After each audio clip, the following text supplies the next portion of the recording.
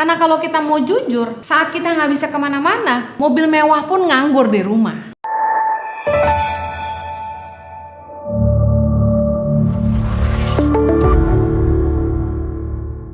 Karena semua serba sulit dan semua serba sedikit, orang mulai bijaksana mengelola keuangan mereka. Mereka mulai tidak sembarangan lagi, hura-hura, belanja yang tidak perlu. Karena kalau kita mau jujur, saat kita nggak bisa kemana-mana, mobil mewah pun nganggur di rumah. Jam tangan mahal pun nggak pernah dipakai lagi. Baju-baju mewah pun nggak bisa dipakai kemana-mana. Saya yakin ketika Anda hanya diam di rumah saja, yang kita pakai, pakaian sehari-hari adalah yang nyaman kita pakai di rumah. Akhirnya kita kembali kepada poin yang paling penting, bahwa yang penting adalah kita sehat. Yang kedua, yang paling penting adalah kita masih bisa kumpul sama keluarga kita, berkumpul bersama dengan orang-orang yang kita kasihi. Dan pada akhirnya kita menyadari bahwa yang paling penting adalah kita masih bisa bertahan hidup, masih bisa makan, masih punya tempat tinggal yang layak. Saya bersyukur di masa pandemi ini, saya disadarkan bahwa selama ini saya sibuk melayani kemana-mana. Dan ternyata Tuhan menegur saya bahwa dengan menerima undangan khotbah dari satu gereja ke gereja yang lain, sebenarnya saya tidak sedang membangun apa-apa buat masa depan saya. Ketika undangan-undangan khotbah tidak bisa